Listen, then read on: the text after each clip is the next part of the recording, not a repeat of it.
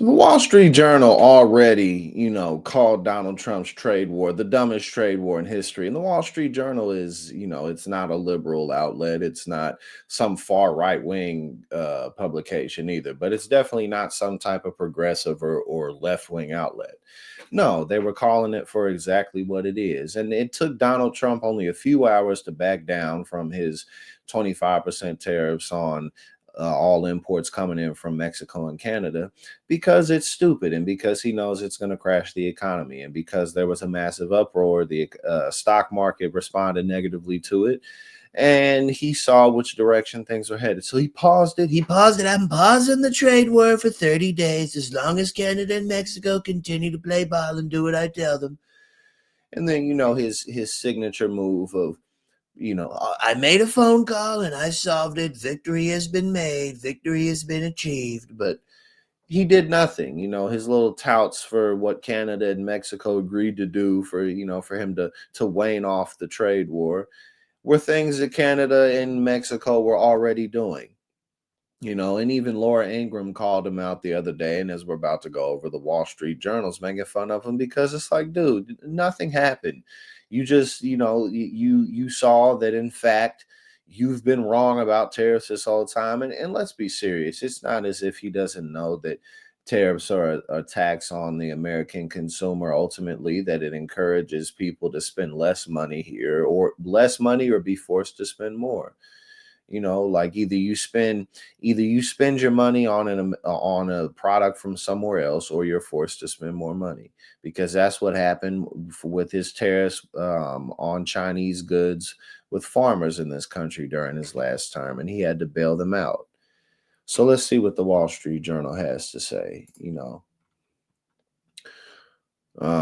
we go. If the North American leaders need to cheer about a minor deal so they can all claim victory, that's better for everyone. The need is especially important for Mr. Trump, given how much he has boasted that his tariffs are a foolproof diplomatic weapon against friend or foe. Mr. Trump can't afford to look like the guy who lost. Mexican President Ms. Claudia Sheinbaum, in particular, seems to recognize this, and so far she's playing her Trump cards with skill, argued the editorial board. They just called Trump a childish buffoon. Claudia knows this, and she's playing him perfectly, playing him like a drum. None of this means the tariffs are some genius power play, as the Trump media, of course, is boasting. The 25% border tax could return in a month if Mr. Trump is in the wrong mood or if he doesn't like something the foreign leaders have said or done. Again, he didn't, and that's the thing too. Trump didn't say, okay, never mind on the whole tariffs thing. He just said, okay, we're pausing them for 30 days. Like, Donald Trump is just a volatile person, and you don't know what he's going to do. I mean, let alone the damage being caused to everyday people with just his instability and just the Republican agenda project 2025 as a whole. He's completely volatile for the financial markets. Like, you don't know what he's going to do. Oh, so the tariffs aren't done. It's just they're held off. So, I mean, what are you going to bring them back either in 30 days or randomly, like they pointed out in this? So when Trump's in a bad mood, so they just going to randomly bring back, they just randomly going to bring back the 25% tariffs on everything. And if that happens, then it's just going to be a chaotic shit show. But we're not even 3 weeks in yet, and it's already a chaotic shit show. It also isn't clear what Mr. Trump really wants his tariffs to achieve. He doesn't know. It's just a tool he thinks he can use to bully people. Oh, I'll just threaten tariffs and I'll get whatever I want. But nah. And that's why he backed off of it. He didn't get anything. He didn't get anything.